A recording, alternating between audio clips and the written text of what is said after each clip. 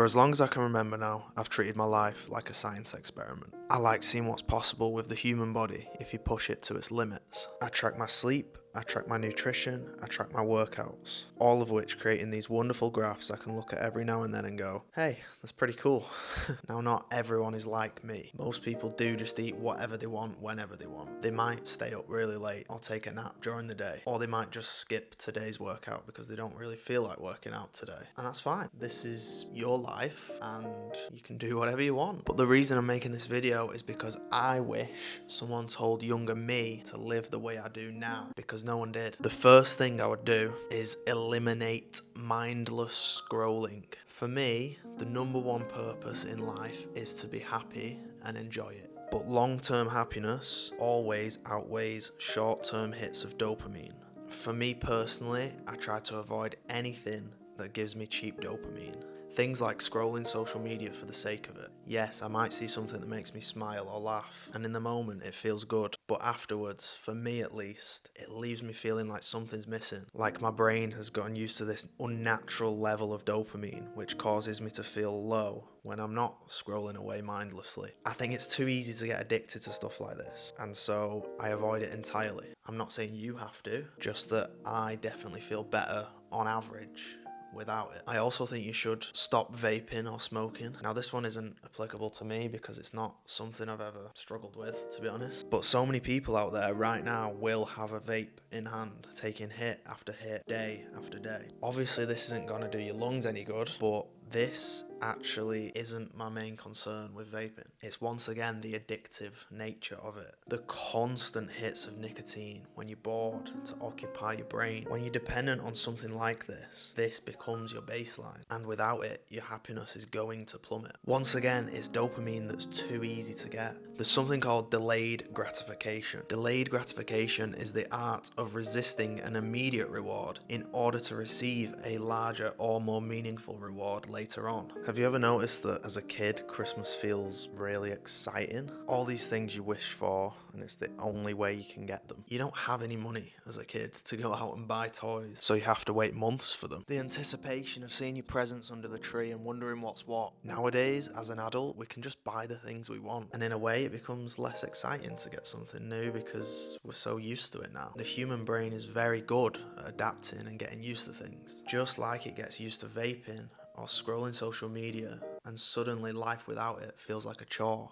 The more cheap dopamine you give yourself, the less of an effect real dopamine is going to have on you. Which is why I would also consider how much time you spend gaming. Gaming is another one of those things that gives you a lot of dopamine. For me, I wouldn't tell my younger self not to game, because growing up, it was a very fun part of life. And I have a lot of good memories with friends over the years that even now we look back on fondly. But since growing up and becoming an adult with real life responsibilities, I've pretty much stopped gaming completely. Now for me, I'm very much all or nothing, so it's actually quite easy for me to go and do something else instead. But if I did sit down and game, I know I would easily burn through hours. Hours that I don't really have, and hours that I could be using to benefit my real life. So while I don't currently game at all, my advice would be that if you do, just be mindful of how much time you spend on it. If it's eating into your sleep, your exercise, or your eating habits, it's probably time to look at what you can do to fix that. I know that it's a good escape from life and it can be really, really fun with friends, but when I was a teenager, I was most definitely addicted to it, and I didn't even know it at the time. Not wanting to get up and eat in case you miss out on something. Thinking about how you can optimize your day so you can get as much time as possible to game. Two things I definitely did growing up, but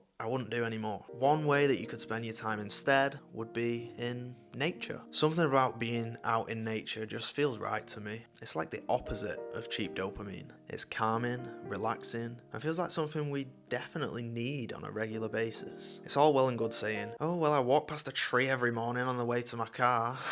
But I mean, like, really getting out in nature. I walk the dog first thing every morning, and no matter how cold or dark or rainy it is, I always feel better after it. If a dog is the excuse you need to go on daily walks in nature, then get a dog if you can. My dog is probably the best purchase of all time.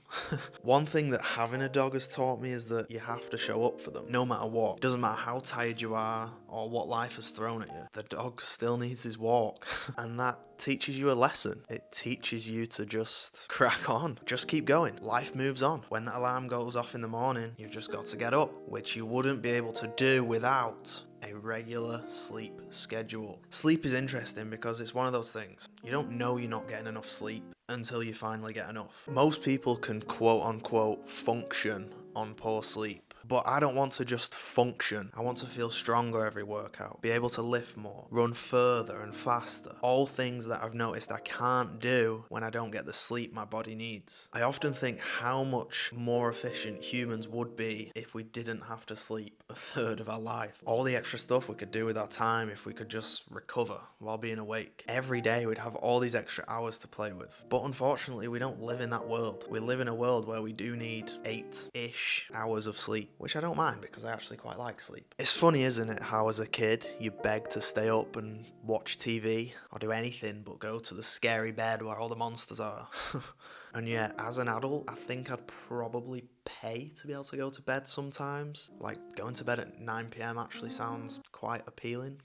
I can't often do that, if ever, to be honest, because life. But I still stick to a decent sleep schedule, and more importantly, I always get up at the same time every morning. I think it's really bad to snooze your alarm. It just makes me feel a bit rubbish, if I ever do. Like I'm wasting the day a little bit. I always just think, right, I've got to get straight up for the dog. So the second my alarm goes off, I jump up, make the bed, brush my teeth, get dressed, and go. No messing around. I don't like to waste time because it's the one thing we don't have a lot of. You need to manage your time. I am someone who likes to optimize my time because I feel like we don't really get enough of it, to be honest. As an adult, I've never ever been bored before. I always wish I had more time to do everything, really.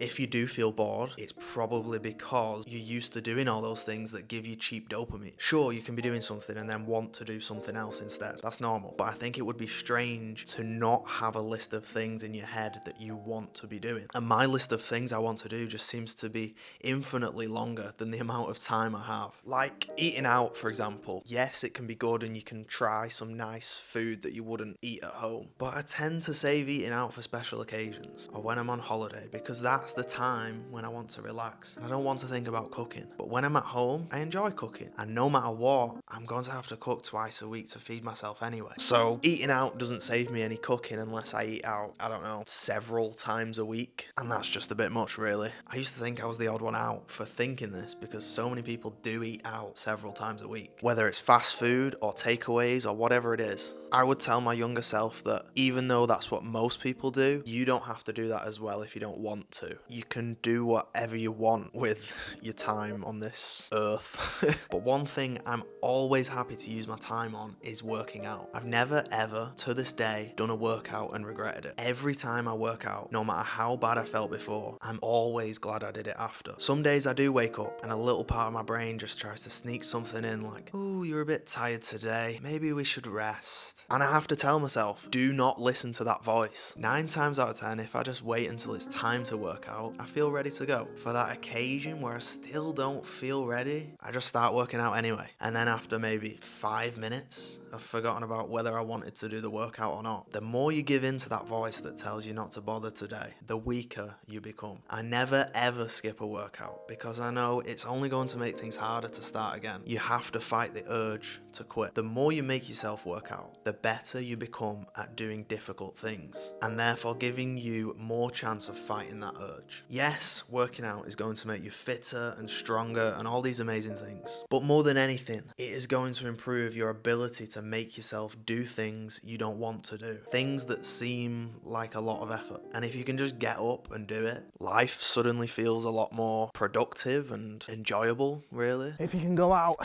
and run 15k like it's nothing, suddenly the rest of your day seems easy by comparison. I'm not saying you have to become some kind of mega athlete, but some form of strength training and some cardio every week goes a long way. I would tell my younger self to do a good mixture of both. I would also tell him that It's okay to not drink alcohol. I don't really drink alcohol at the moment. Ever, to be honest. It's just not something I enjoy. Don't get me wrong, I love dancing. I love having a good time with friends. All of that stuff. But having alcohol really affects my sleep, my training, and my overall happiness for days after. So I choose not to have it. I think there's a lot of pressure to drink in this world. People look at you funny if you order a water when you're out for a meal. Like, sorry, I wanted the one liquid that we actually need to survive. Like, oh, you're still breathing oxygen, dude?